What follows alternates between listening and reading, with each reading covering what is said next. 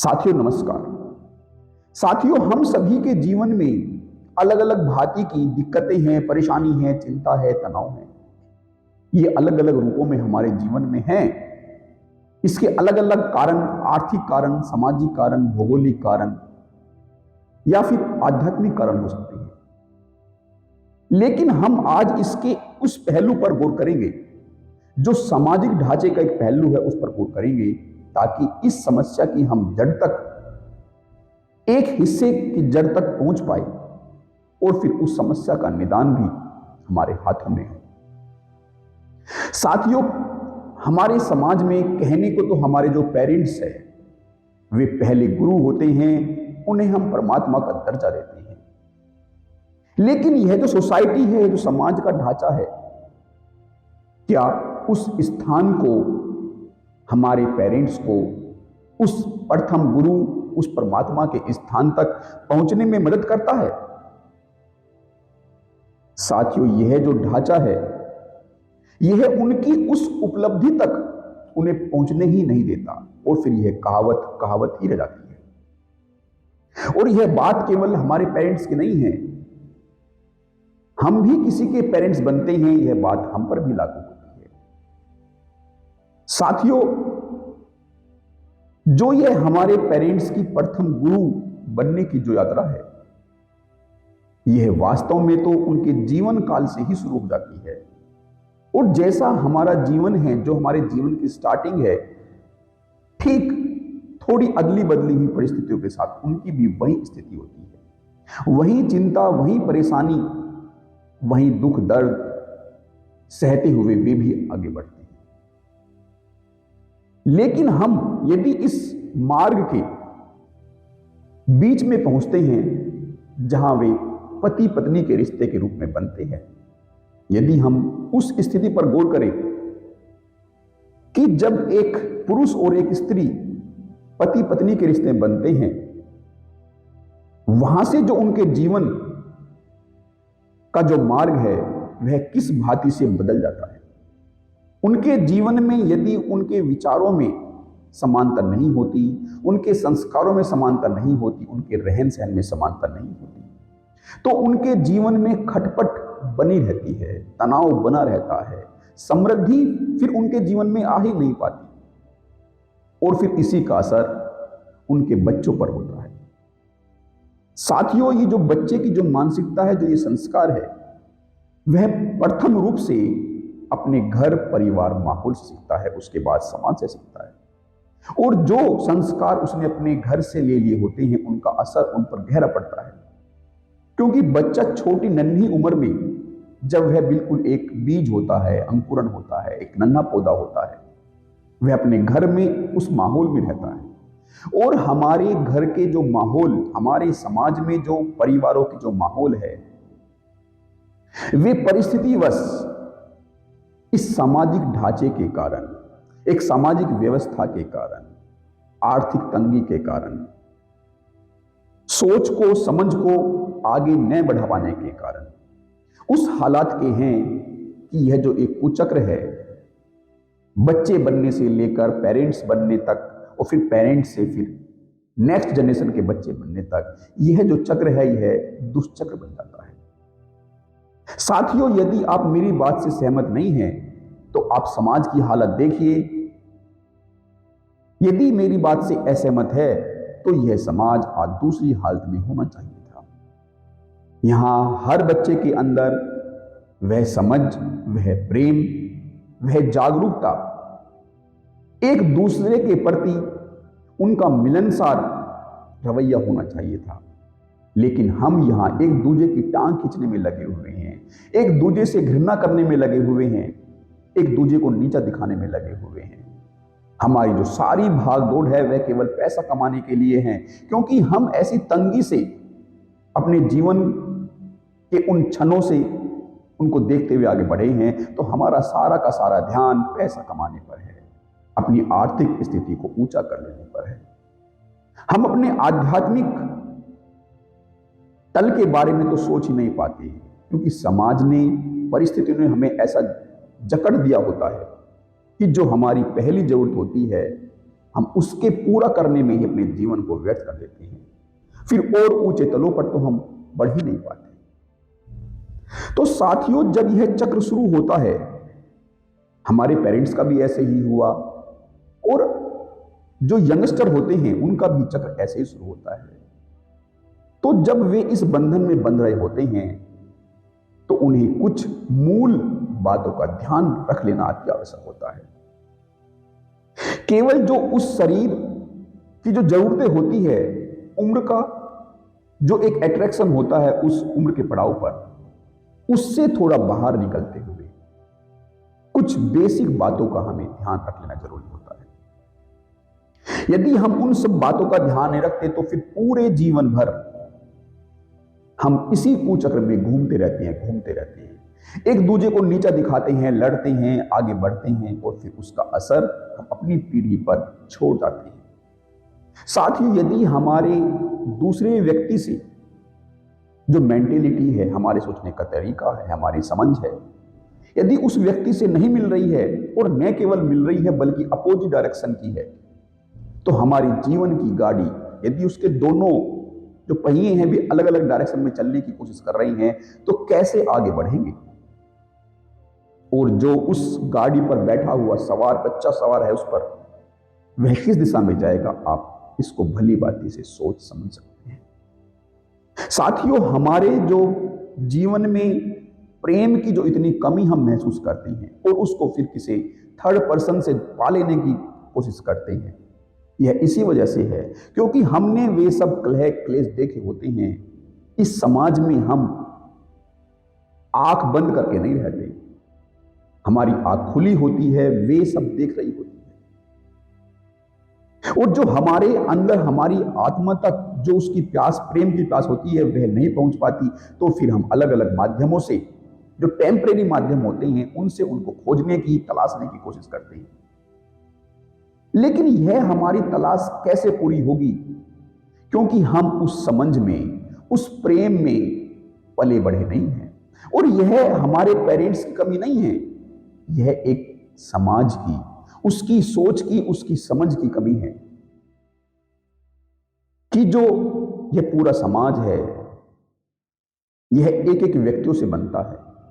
और जब एक एक व्यक्ति समझदार नहीं होगा, समृद्ध नहीं होगा, तो फिर समाज कैसे समृद्ध हो पाएगा। और जब हम उस एक एक व्यक्ति, इंडिविजुअल व्यक्ति का ख्याल नहीं रखेंगे, तो फिर हम वही हालत देखेंगे जो हम आज अपने समाजों की हालत देख रही हैं। यदि एक एक व्यक्ति अपने उच्च स्तर तक नहीं पहुंच पाएगा, तो फिर समाज की हालत तो दिन प्रतिदिन बदतर ही होती जाएगी। फिर कोई किसी का ध्यान रखने वाला नहीं होगा, फिर सब एक दूसरे के पैर को नीचे की तरफ खींचने वाले होंगे, फिर एक दूसरे का हाथ थामने वाला कोई नहीं होगा। तो हमें, जब हम इस बंधन में बंध रहे होते हैं, तो हमें उस दूसरे व्यक्ति की किस तरीके से वह सोचता है, उसकी मानसिकता क्या है, उसके रहने सहने का ढंग क्या है, उसकी दूरदृष्टि क्या है, उसकी रिश्ते नातों को लेकर समझ क्या है, परिवार को लेकर समझ क्या है, समाज को लेकर समझ क्या है, व्यक्ति को लेकर समझ क्या है, हमें इन सब बातों का ख्याल रखना होता है। लेकिन अभी तो क्या है कि जो हमारा पारंपरिक तरीका है, एक व्यक्ति होता है, उसकी पत्नी होती है, और यह हमारे जो भारत देश, जो महान भारत देश है, उसकी अगर हम एक एवरेज मेंटेलिटी की बात करें, तो जो यहां का जो पुरुष है वह स्त्री को दबाने की कोशिश में लगा रहता है, वह उसे एक दासी की भांति समझता है। और फिर जो उसकी अर्धांगिनी होती है, जब वह ऐसी हालत में रहेगी, जब उसको ठीक से प्रेम और सम्मान नहीं मिलेगा, तो फिर वह दूसरे व्यक्ति को भी प्रेम और सम्मान कैसे दे पाएगी। उसका जो प्रेम देना होगा वह उसकी लाचारी होगी, और लाचारी में आप किसी से प्रेम पा नहीं सकते। जब कोई आपको प्रेम दे तभी आप उस प्रेम को ग्रहण कर सकते हैं। आप उस प्रेम के हकदार तभी बनते हैं जब आप उस प्रेम को बांट रहे होते हैं, जब वह प्रेम आपके अंदर होता है। और इसमें कोई जो व्यक्ति, जो पुरुष होता है, उसका कोई बड़प्पन नहीं है कि वह दूसरी स्त्री को दासी की तरह समझता है। यह उसकी अपनी छोटी सोच की, अपनी छोटी समझ की बात है। क्योंकि यदि वह इसी समझ में फंस कर रह जाता है तो वह परिवार, पूरे परिवार को तो खराब करता ही है, पूरे परिवार के माहौल को तो खराब रखता ही है, साथ साथ जो वह अपने स्तरों को, इस भौतिक जगत से उस परमात्मा के स्तर तक की जो यात्रा होती है, वह उसका हकदार होता है। लेकिन इन सब में फंसने के कारण, इस छोटी मेंटेलिटी में फंसने के कारण वह अपनी उस यात्रा को अधूरी छोड़ देता है और फिर न जाने कितने जन्म जन्म जन्म जन्म वह लेता रहता है और वह यात्रा तब तक पूरी नहीं होती जब तक वह इस सोच से ऊपर नहीं उठ जाता। साथियों, हमारी अभी समझ ऐसी होती है कि जो दूसरा व्यक्ति होता है वह उसका, भले ही वह किसी रिश्ते नाते में बंधा हो, जो एक वास्तविक प्रेम होता है वह उसको दे नहीं पाता, ले नहीं पाता, और वह देगा या लेगा भी कैसे, क्योंकि उसको प्रेम की समझ ही नहीं होती। उसको तो बस अधिकार की समझ होती है कि यह, इस पर मेरा अधिकार है। और अधिकार बंधन लाता है और बंधन कभी भी स्वतंत्रता नहीं ला सकता। और जब तक आप स्वतंत्र नहीं होगे, आप उस परमात्मा के मार्ग पर बढ़ ही नहीं पाएंगे। और परमात्मा के मार्ग पर बढ़ने की तो बात छोड़िए, इस समाज का भी उत्थान नहीं हो पाएगा यदि हम इसी मेंटेलिटी के साथ अपने जीवन को व्यतीत करेंगे। तो साथियों, हमें एक दूसरे को समझना होगा। जो हम रिश्ते में बंधे होते हैं, पति और पत्नी, उनको एक दूसरे को समझना होगा। ठीक है, बिल्कुल ठीक, मैचिंग मिलना बहुत मुश्किल है, लेकिन जहां तक मिल सकती है उस मिलाव के साथ हमें आगे बढ़ना होगा और फिर एक दूसरे का हाथ थामते हुए, जहां भी कहीं कोई लड़खड़ा जाए उसको हाथ उठाकर हमें कंधे से कंधा मिलाकर आगे बढ़ना होगा। तभी हमारे परिवारों का और जो हमारी जो नई पीढ़ी है वह एक प्रेमपूर्ण माहौल में रह पाएगी।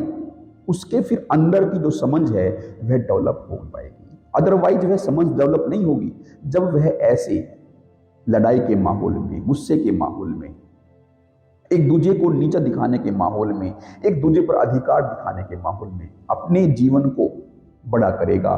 तो फिर उस बच्चे की भी जो मेंटेलिटी है वह डेवलप नहीं हो पाएगी। साथियों, और वह बच्चा कोई दूजा नहीं है। मेरी नजरों में तो सभी परमात्मा के अंश है, लेकिन कम से कम आप उसको ऐसा तो समझिए कि वह आप ही का अंश है। वह आप उसकी आंखों से देख रहे हैं। अब जो नई आंखें उसको मिली है, जो नया जीवन उसको मिला है, अब उसके द्वारा इस जीवन को फिर दोबारा से जिएंगे। कम से कम आप इस भांति से तो सोच समझ ही सकते हैं। और फिर आप क्या खुद के लिए इतना नहीं कर सकते?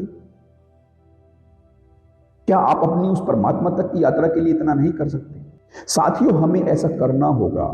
हमें समाज के उत्थान के लिए, खुद के उत्थान के लिए ऐसा करना होगा। और जब हम ऐसा करेंगे तो अभी जो स्त्री होती है, जो महिला होती है, फिर उसके गुणों में भी निखार आएगा। जब एक पुरुष अपने गुणों को निखार लेगा, अपने व्यक्तित्व को निखार लेगा, तो फिर जो एक स्त्री है उसके व्यक्तित्व में भी निखार आएगा। अभी उसके अंदर जो जो क्वालिटीज होती है वे और निखर कर आएगी। जो एक माँ की क्वालिटी होती है, जो एक महिला की क्वालिटी होती है, जो पत्नी की क्वालिटी होती है, जो एक बहन की क्वालिटी होती है, वह फिर और निखर कर आएगी।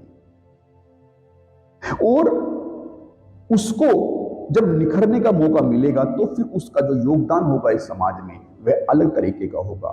लेकिन अभी चूंकि हमने डोमिनेट किया हुआ है, जो पुरुषों ने महिलाओं के ऊपर डोमिनेट किया हुआ है, तो महिलाएं ऐसा सोचती है कि हमें इनकी बराबरी करनी है उसी तल पर आकर। तो फिर वे जो पुरुषों की मानसिकता होती है वे भी उसी मेंटेलिटी से आकर उन पुरुषों की होड़ में लग जाती है।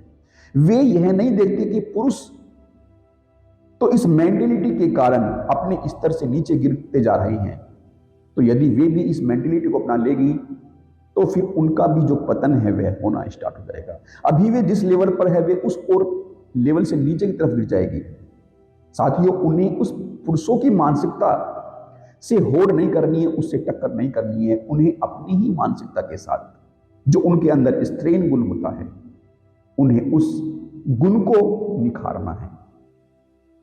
तभी तो उनका योगदान, एक खिले हुए पुरुष का योगदान, एक खिली हुई महिला का योगदान, उनके जो संस्कार होंगे, जो व्यक्तित्व होंगे, जब वह खिलकर निखर कर सामने आएगा, तभी इस जीवन के द्वारा वे समाज में एक बेहतर योगदान दे पाएंगे।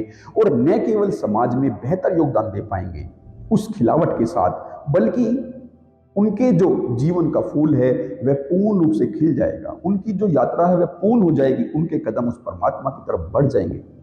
मैं उम्मीद करता हूं कि आपको इस रिश्ते की जो बारीकी है उसको सोचने में, समझने में थोड़ी मदद मिली होगी। आपके अंदर का जो ज्ञान है वह थोड़ा ऊपरी स्तरों पर आया होगा।